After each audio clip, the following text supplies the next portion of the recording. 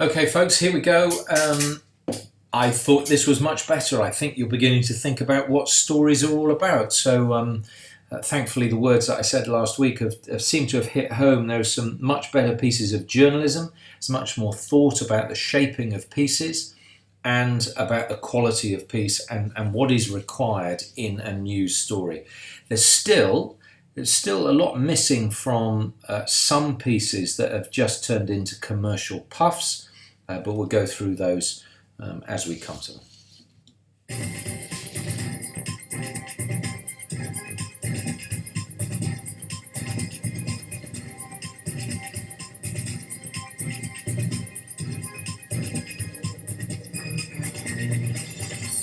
Car accident wrecks gym in Winchester city centre. Power cuts in... Okay, so you know, Sam, firstly, I'm really pleased that you've read it this week, and well done for presenting the show. We'll come on to a few of the intricacies a little bit later.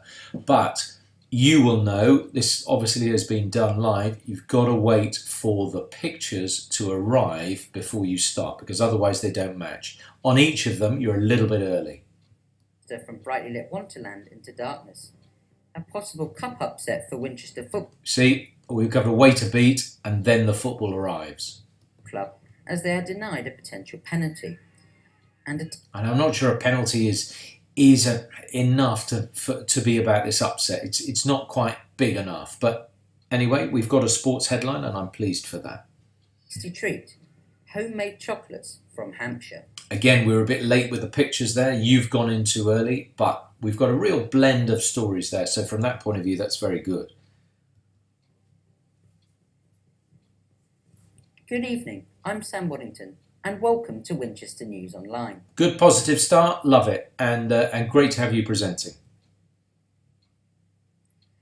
There were dramatic scenes in Winchester on Thursday when a car rammed into the side of a gym. The building was severely damaged, but fortunately no one was hurt. It's the second time in 4 months that a car has driven into the building. Shahad Kalra was at the scene. Right, this is a really good story. I think what we should have done perhaps is make more of the fact that this is the second time in 4 months that it has happened. But what this story shows us is the virtue of being on the scene, getting pictures as it happens. And you are telling the story from a position of strength because you have got flashing blue lights, police cars, whatever it may be, telling the story. The car in situ. Really good visual story to lead on.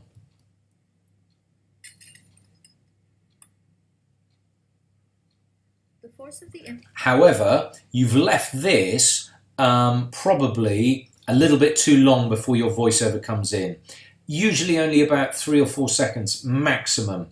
And this feels like sort of 5 or 6, maybe 7 seconds before you start your voiceover. Destroyed windows and a wall at the New Energy Fitness Gym. Emergency services raced to the scene and helped to rescue the elderly female driver. She was shaken, but... I'm not sure you need that picture there, because it looks like a shot after the scene. When you've got so much going on, stay with what is important, i.e. that car in there, and you see a lot of police activity. Not injured, and nobody in the gym was hurt. I was not glad to my head, and I was first there. And then I opened the door to the car, and the woman she was smiling, so I asked her if she was alright, she says yes. It's the second time the building has been hit by a car in the last few months. There is no physical barrier between the building and the exit of the nearby car park. PC Rob Kilgallen spoke to WINOL regarding the accident. Now, when you do this, it's a radio intro to this man. Maybe you've done it because there are no pictures of him. Now, I'm presuming, and I don't know, you've had some problem with the filming of this, but the sound has obviously been perfect. Don't put audio here, just put the voice of. Audio is a technical term that we use in radio or in television, more likely radio. So actually the voice of means more to viewers. In relation to it sort of stopping it from happening again, it would be a council issue. in order to look at erecting barriers potentially in places, as opposed to anything else. We'll deal with the accidents, and any road safety measures will be down to the council and highways agency to deal with. Now, at that point, I think it's very important to hear from the council, because they're in charge of road safety.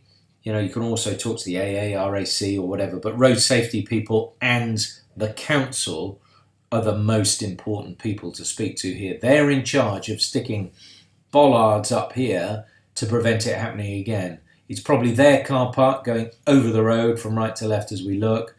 That is the issue. Nobody's hurt at all. Nobody in the gym or the driver of the car. They're absolutely fine.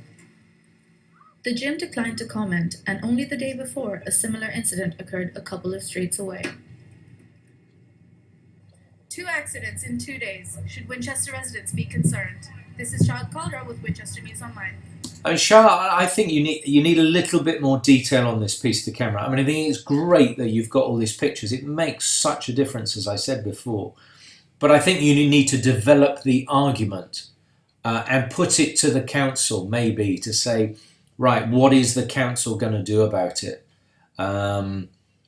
Because clearly this is not the only incident, because it happened within the last 4 months. And also there's slight oblique reference to this story that's just about to come up. Probably needs a little bit more explanation. You can't leave the viewer guessing as to what is on its way. That nearby incident Shahat referred to occurred on Southgate Street. Yes, the back ref is good there because you brought it up straight away. I'd say occurred is a bit of a straight word. It's too formal, so we need to be a bit more conversational in this. In this case, it was an elderly male driver who drove into the building. He was taken to hospital, but not thought to be seriously hurt. Pictures have run out, unfortunately, there, but what you've done well is you've joined the two stories together, because obviously that's important. You were listening to me last week in the fact that I said, off the back of the package, come into the studio first, see the presenter, Sam, then go to the pictures. So you've done that absolutely right. That is technically exactly how you should do it. And on Saturday, residents of Winchester experienced a major power failure. As well as halting festivities across the city, the problem affected around 18,000 homes, many local businesses, and even traffic lights. All power was restored in the hour by Scottish and Southern Network, who sent engineers to the source of the outrage within minutes. Now, I had a little chuckle there. I think it was the outage, not the outrage. It was not an outrage that the lights went off, even though there was no electricity. It was an outage. And even, I think power cut is probably a better word in cases like this. Letting agents in England will be banned from charging fees to tenants as soon as possible, under plans announced in the autumn statement. Uliana Tosh reports. Well, now we've just moved on to a national story and localised it. So we've had 1.5 decent stories locally, and we've just moved on to a national story that will maybe affect local people. Well, it does affect students, as the package shows. On top of loans and debt, many students are faced with high admin fees when they come to rent housing. Philip Hammond's autumn statement announcement may come as relief to those already struggling with finances. There has been no confirmed date for the ban, but the Chancellor said it will be introduced as soon as possible. And you go and... Now, I think it's a good intro into your story. You're telling that story. I just wondered why you went into a property and then you've got these vox pops of 2 students on campus. Would it not have made more sense by showing those people going into the house to actually interview that person in a house? Market, like it increases so much more depending on the type of property. Like even looking at a flat, like the admin fee is just ridiculous, like over £1,000. Before we actually started paying rent, we had to pay about £300 each in a 3-bedroom flat before we even started paying for the actual flat itself. Students are under so much financial stress anyway, And I can't remember how much it came to, but on top of the rent and like the deposit and everything, the admin fees were just ridiculous. David Cox, Managing Director of the Association of Residential Letting Agents, has released a statement on the proposed ban. He said, "If fees are banned, these costs will be passed on to landlords, who will have to recoup the costs elsewhere, inevitably through higher rents. The banning of fees will end up hurting the very people the government intends on helping the most." So we've brought in balance to this story, so that's good. We've got what Philip Hammond has done. We've got reaction, because they're good vox pops. So we're getting balance in this story.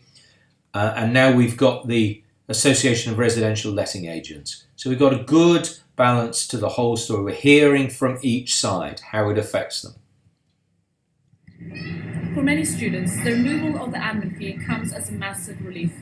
But for some, the implications are not yet known in terms of their financial future. Juliana Tosh, Winchester News Online. Juliana, you're really strong in front of camera. It's a balanced piece to camera again. You've talked about one side, the other. I wonder if we need to get in a few more specifics, like what is the average percentage in administration fees? What do they charge? What are we talking about? How many pounds? Hundreds of pounds. I know you've said it in the Vox Pops, but just to get a bit more evidence into your package rather than hearsay, as we might say, coming from people in Vox Pop. So I think it's just a little bit more information in the package. But it was really nicely balanced. You're thinking about the global picture of this package, and it's mature reporting, so well done. Alarm bells are ringing in Winchester, where the number of thefts from cars has rocketed. In the last 2 months, car crime has gone up by more than 1,000%, according to new figures released by Hampshire Police. Our crime correspondent Jennifer Correa-Marshbank reports. This is a good story, good local story, and Jennifer, I think you tell it well. There are a couple of things in it which we'll go into, but this is also a nice start. You've got a good natsot and clever idea, simple, get an alarm going. What it misses, the rest of this package, is actually crime scenes, broken glass of cars.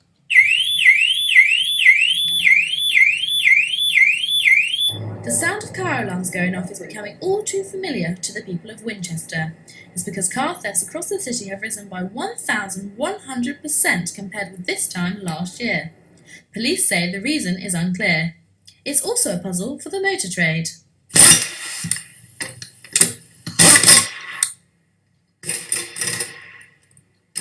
Obviously, that's just a little bit long as well, that gap. Now, what I admire about this is you've actually got somebody from Halfords to talk to you. Usually with these national companies, they say, no, I can't talk to you. You have to go to our head office, wherever that head office might be. And so the fact that you've got this guy, albeit Halfords, I'm sure, only check your tyres, and they're not that much to do with security, I think you've done really well to get him to speak. You've got a good range of shots here. He's actually a good interviewee. So all in all, I think you've done really well to get him, and he's really helped you by getting shots of cars. But ultimately, it's like going into Quick Fit, I think. It's like going into the Savoy where they're serving afternoon tea and actually wanting a Big Mac and fries. So you're slightly in the wrong place, but I think it's quite good that you've got this bloke to talk anyway about cars and security. Cars do have quite a lot of security features on them, so quite surprised that cars. And when you do this bit, when you're overlaying your sound with pictures, you need natural sound on this bit. Just very low natural sound from what's going on in this workshop. Otherwise it's mute and it sounds strange. So you just blend it in. Everyone should do this when you use a little overlaid picture. Targeted. It's certainly not as easy as it used to be to break into and steal a car. There's a lot more security measures that have been taken and implemented by the manufacturers nowadays. So it's surprising. With Christmas round the corner. See there I can hear it, but you also want it on the interview as well. Losing your important possessions to petty crime is something we'd all like to avoid. quite often cars will be targeted because of the valuables that are kept inside. So if you've got any sat navs, any other sort of valuables, iPods, make sure they're hidden away. Better still take them out of the car altogether, and just make sure you lock the car. It's ideally left in a well-lit location. Those are sort of the best things that I could advise. Because of all this, a campaign is being launched to help battle crime throughout Christmas. We're keen to support the police. Now, Stephen Godfrey is a really good get, and he's a very good friend of us. The only trouble is he's not a great interviewee, but well done for getting him. And I just don't think we need to use him too often, albeit you would have thought getting the leader of Winchester City Council was, a good grab and important. And it is, but sometimes he doesn't give us what we want. While it's good to have someone with that credibility, it's not always the best interview. In trying to return Winchester to being a safe place to live. We're sending out messages to our residents, and as part of the Community Safety Partnership, we're launching this week our Christmas campaign on crime and disorder, which, although it normally focuses on drink driving and other festive activity. That's a great noddy. Well done, Jennifer. I mean, just smile, do it. I mean, it may be a bit long, but it's not bad at all, and that helps you with your edit. We'll also be include quite a lot on keeping properties safe. It is unknown why there has been a rise in car thefts in Winchester. The police and local authorities are working hard to increase awareness and help prevent further crimes. Just a little pause there, because you are so strong on camera, you're positive, you're bubbly, you look authoritative, but that little hesitation completely loses all that credibility. So you've got enough digital space, just start again, do it again. I've done pieces to camera over 30 times just to get them right. And you can do it as many times as you want to get it right. Otherwise, you're really strong in front of camera. The Christmas campaign will launch on the 1st of December to encourage people to keep their properties safe. This is Jennifer Correa-Marchbank, Winchester News Online. Really positive, big smiles, very nice. But do it again. The danger of street harassment stops many people from walking alone after dark. A march. Sam, you don't need to do that. I have made more mistakes than you'll ever make when you're presenting programmes. Demystify it all by... Don't worry about you thinking you've made a mistake and then shaking your head. Just carry on through it. Claim the Night for Women and Minorities took place in Southampton this weekend to highlight the issue. Bethany Waring reports. Many of these people wouldn't usually be out this late. Stories of harassment and attacks keep them indoors after dark. It's a really nice start, actually, Bethany. You've thought about it. Good words. Good sound. Clearly you're going to have trouble with the pictures because it's nighttime, but it's a really good start to your piece. With hundreds of people rallying around to call for a proper response to street harassment, they felt safe. The Hampshire Reclaim the Night March was organised by Southampton University. See, that's really nice. You're not just going into the facts of this story. You've put a bit of flavour on the front of the story, and then now you're going into the facts as the second part of it. And that's the way you should shape your packages. Society. People from across Hampshire rallied together to walk through Southampton Town Centre on Saturday night. Away from the march, not much has changed. Street harassment still makes walking through places like Stanmore alone at night an uncomfortable and scary trip for many. It's so dark that it's very difficult to see. So I think you probably need some street lights or something, but just still to make it feel very, very dark, because that I can barely see.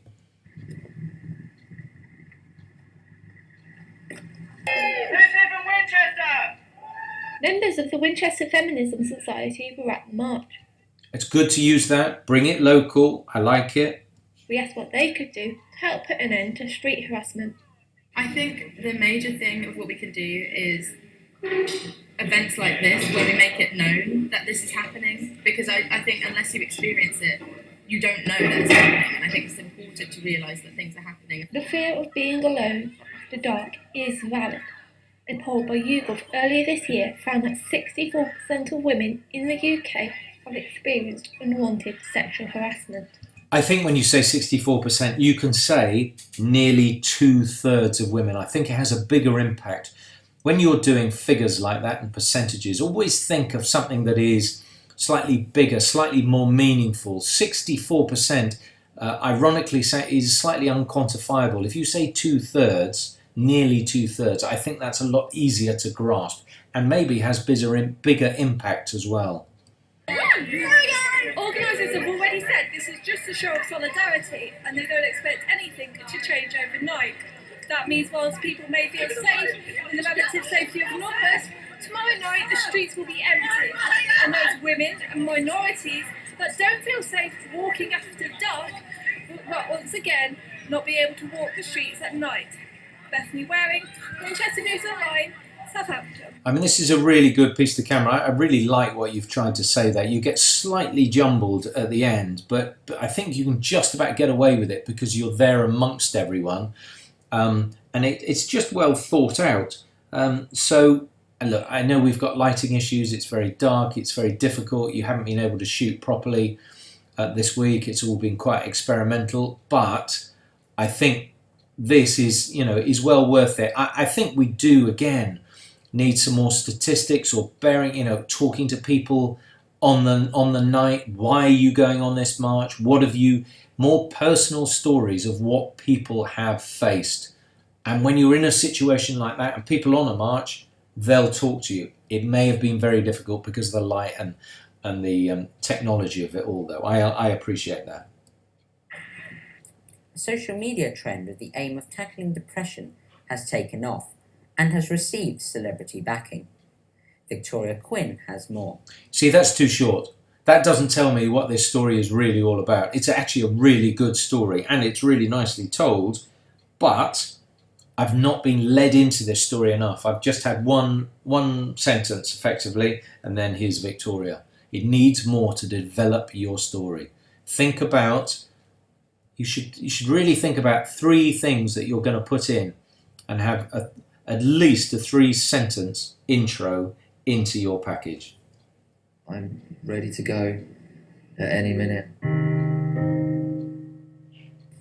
Suicide is the biggest killer in men under the age of 45, and in 2014, men accounted for 76% of all suicides. I genuinely can't remember the last time that I cried. The Boys Do Cry campaign has been sweeping social media, and now the University of Winchester is getting involved. The Student Union are now contributing to the campaign with a series of online posts and videos. So the Boys Do Cry campaign is something we picked up. It's really nicely put together to begin with, Victoria. I mean, it's got real credibility, this piece. I'm really interested in it. From a video we watched on Huffington Post, and it's about getting men in front of a camera and asking them one simple question. And when was the last time you cried? And then coming from that, we're able to address some of the Again, I would like, on this, I just need some natural sound underneath it. Just very little, because when you get a mute shot like this, it's very, very strange. That surrounds male sensitivity and approaching mental health issues. The response was phenomenal. I was quite surprised, as sometimes we put things out there and we don't get the response we want. But we had people coming to the office much more about mental health issues. We had massive engagement on social media. We had, I believe it was about 15,000, 20,000 views on the videos. We had over 100 Facebook shares and thousands of Twitter impressions, which is quite something for us. Charities have also seen a rise in the number of people speaking out since the campaign was launched. We've definitely noticed. See, that's a good intro to Shirley Gravenall, because that's a proper link into somebody's grab. Okay, so you're not saying who they are, but you're suggesting what they are going to say, and then she is going to say it. Much more young men, really not self-referring here. So yeah, there's definitely been a surge. So I would say any. That is not a nice cutaway though, because it doesn't mean anything. That's what you've got to think about, Victoria. It's got to have some relevance. Her opening the door and getting away is not, in going through it, is not a great cutaway. So I think you need to think about something like a two-shot of behind your head with her still talking. Young man, they can always ring us up. And that's a really nasty one as well, I have to say. She's writing, the shot is more or less the same size, and she's more or less in the same position. So it's a jump cut. It's just very, very ugly. So you need to work on your cutaways so that they're either two shots or noddies like you saw Jennifer do, or they are reverse shots where you get the back of this lady's head and then looking at you, or you get a cutaway that has some sense. You know, maybe whether it's her hands, not that that is often a great cutaway, but he needs something else. And we'll be here to help. The Boys Do Cry campaign is more than just a social media trend. Here at the University of Winchester, they're hoping it can save lives. Victoria Quinn, Winchester News Online. It's another really good piece of the camera. You know, it's actually really nicely lit because you've got that autumnal light. You look good and strong. You say it nicely. And it rounds off the piece. So from that point of view, again, what I would say about your journalism is it's really quite well rounded and quite well thought through. So from that point of view, you know, well done. Just those little hints that I've given you to make it better. A new community cafe in Winchester is helping to tackle a number of social issues. The cafe uses food which could have otherwise been thrown away to create healthy and affordable meals. Gemma Lambert reports. See, that's a proper intro. I understand what this story is about now. It's a place people can come to share a meal with others from the local community. First Bite Cafe in Winchester was set up to bring people together while reducing food waste, all at a reasonable price. This means that even those struggling with money can afford a healthy meal they haven't had to cook. So it's a really good little sequence there of shots. It's well scripted. You've told the story. I really like it as an opening. Just slightly slow down your VO so we can hear you a bit clearer. But it's a good sequence and a good range of shots there. And these are great vox pops coming up. Many isolated people in our communities whom we're not really aware of. And a space like this can be a safe space for people just to come and be. And we don't have too many affordable places like that in Winchester. It's easily accessible, it's extremely reasonable, it's excellent food. You just look around you, it's just got a mix of everybody. You know, everybody. And there's nothing like it in Winchester. Winchester's so expensive. Well, it's the word community. If you can get people coming in of all ages to enjoy a meal together, a good nutritious meal, and it's very inexpensive, and so it makes you feel a bit special and you look forward to coming. Another aim of the cafe is to teach the community about using leftover food. All of the meals are made using surplus food, and as little as possible goes to waste. So most of it comes. This is another incident here, Gemma, where I think you're better off telling the story than Mary Needham is. She throws in Tesco, little plug for them, whatever. But I think maybe even earlier in this story, we need to know that this is coming from supermarkets. It's their food that they can't sell. That gets passed on, that goes to food banks. So I think it's a story you can tell, and you can tell it better than Mary Needham can, and then you can use another grab from her, which is slightly more emotive. Maybe the second one you take of hers in this package. Called Fair Share, which is the food surplus charity. So they get surplus food from all the major supermarkets, mainly Tesco, and they use that to try to fight food poverty. So they redistribute it to food charities, people doing what we're doing really, people trying to get people out of social isolation and generally aiming at people on lower income that are suffering some kind of food poverty. Winchester Hub is optimistic that university students will get involved in similar projects. Their Try It award scheme gives £500 to students who launch a social enterprise. Students. See, this is really good because you've just dragged it round to the university and made it important for your core viewership. So that's well done. As graduates to get a job, also dedicate time to making a difference to the local communities. A social enterprise is a really great way of doing this because you're generating income from it as well, so you make yourself sustainable. just really stick to your passion and stick to your dream. And when you have those days where you really think, oh my God, I don't know if I can do this, which you'll have, you know, just remember why you're doing it and just remember that vision. She is much better, you see, doing that than doing that first grab that you've chosen. So that's far more emotive, the second one. Community Cafe hopes to continue running and provide sustainable and healthy meals to the local community. Gemma Lambert, Winchester News Online. Gemma, I'd just like you to have done that inside the cafe. It seems strange that you're outside when you've had access inside. You know, the best thing for you to do is to sit down and have a meal there, or for them to serve you something that you sit at a table and you do your piece to camera there. I think that gives you far more feel of the story and puts you right in place. All cup competitions are known for their upsets, and with Winchester City playing a team in fine away form, and a league above them, it seemed likely to happen again. That's such a twisted link that I wasn't quite sure I understood it when I listened to it first time. I've listened to it about 3 or 4 times. I think I get there, but I'm still not sure. Winchester City welcomed Dulwich Hamlet for the first time to the Debrief. For the first... And whoever was vision mixing clearly got some finger trouble. It made me laugh. It's probably at Sam's expense, but it was quite amusing anyway. But yeah, it's something we'd try not to do because it doesn't look too good when we put that out on the internet. Of the FA Trophy qualifier. The match had the making of a cup upset, with Winchester being the under. I'm not a big fan of actually fading to black either. It's sort of just a technique that we never use in telly. We never have black holes on telly. With Winchester having a penalty shout, with Craig Feeney being brought down in the penalty box, the ref gave him nothing.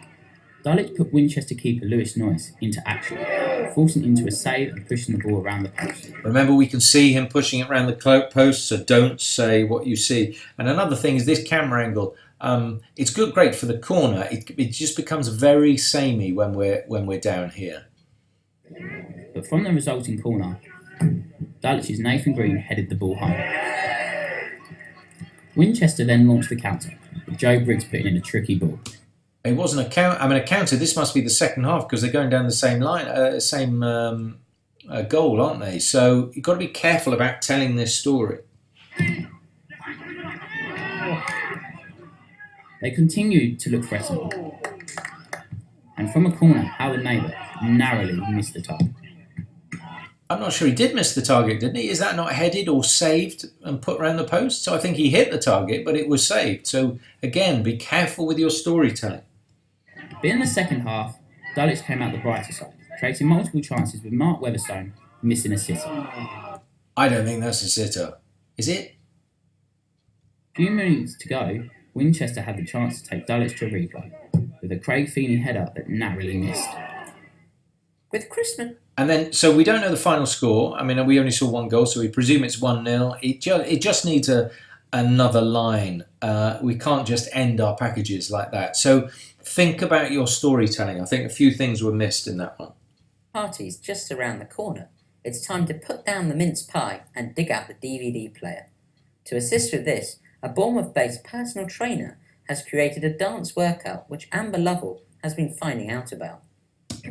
It was really nice and well read, Sam, actually, but finding out about is a bit clumsy. Has been to one of her classes, whatever, makes it a little bit easier. I think this is a massive commercial, by the way, this package, even though it's a lady from Bournemouth and sort of a local story. I just think it's a huge plug for this lady, and I'm not sure it's got editorial value.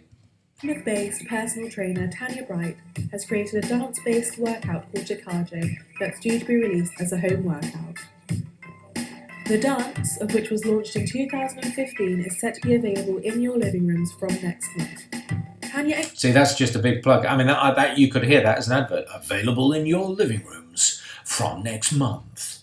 Is what Chicago means. Chicago itself means let's dance in a Nigerian language. I wonder if this could have been done inside the studio, up against the mirror, but obviously angled in such a way. See, that gives absolutely no depth to this piece at all.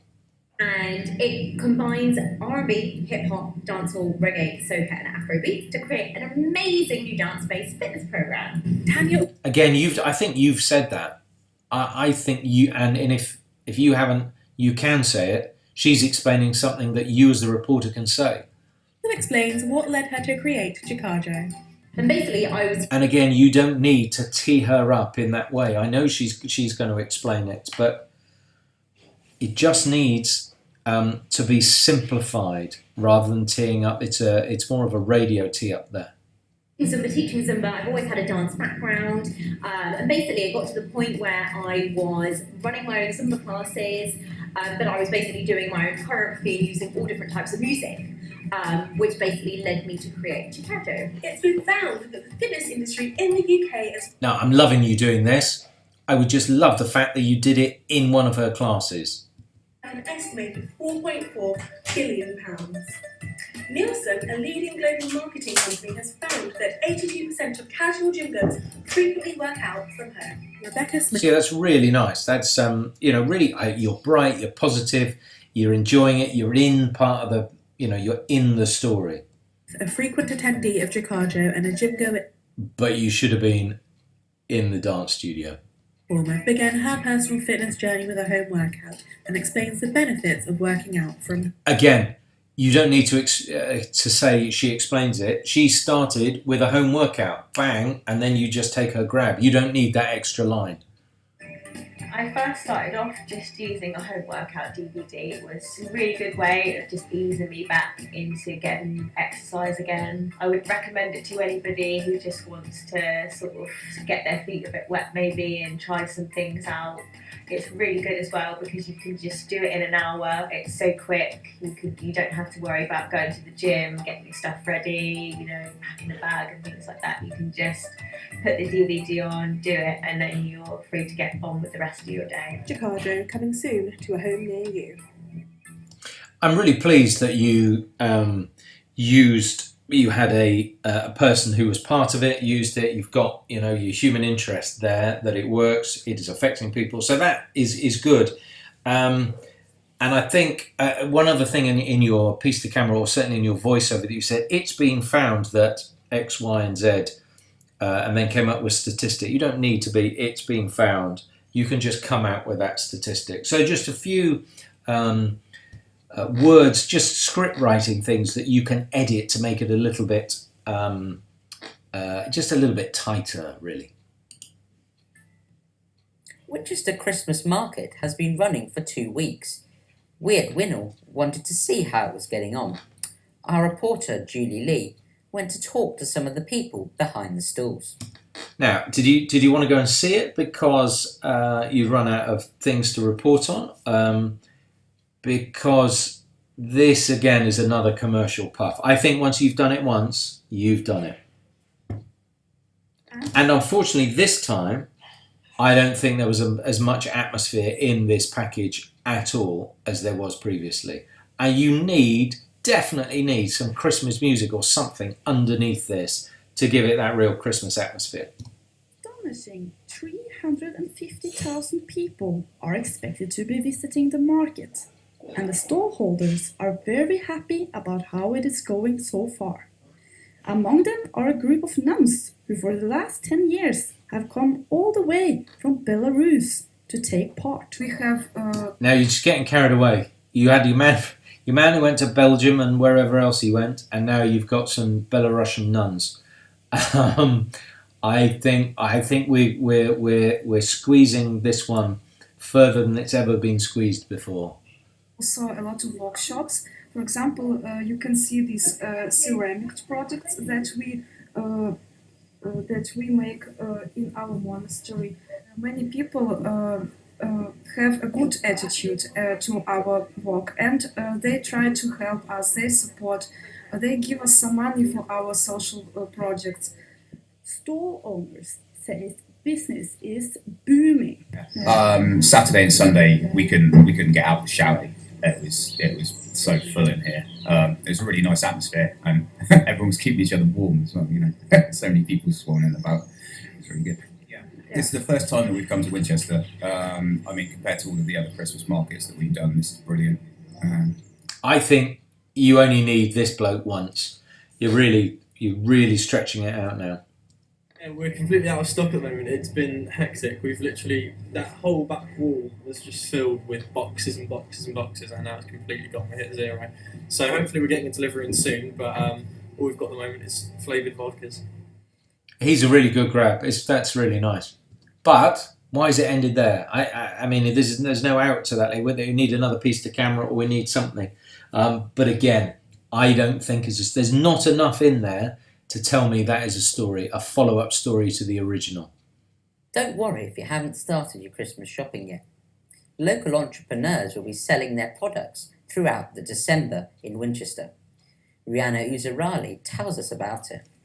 I'm not sure that makes sense either, because where's the news angle in shops are open at Christmas? Shock.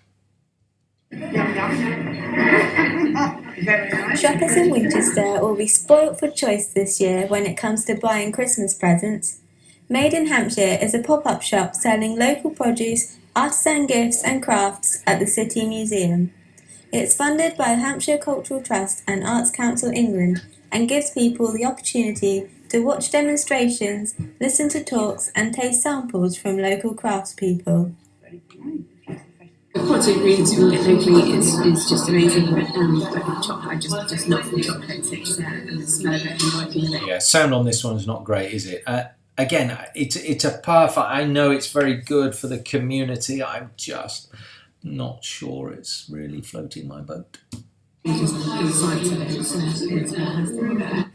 More than 30 local artisans will be showcasing a variety of products. Artisans. Now, when did anyone use the word artisan in a conversation since they've been at university? From chocolates to jewellery, ceramics and artwork.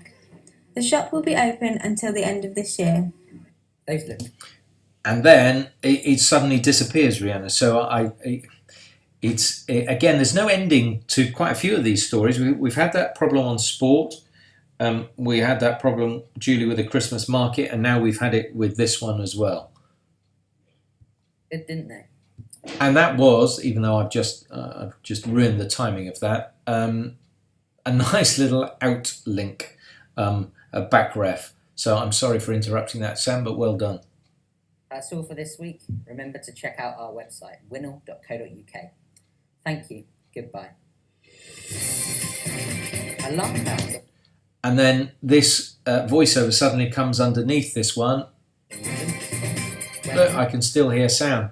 So I'm not quite sure what that's about. So there are a few technical issues. I'd say that the stories were better. Some of the pictures were better. I'm very impressed that Shah, you got you got to the crash and got all those pictures, so that was really nice. But I would say that the last three stories are pretty commercially driven and not editorially driven. But apart from that, there is real progress. So from that point of view, well done.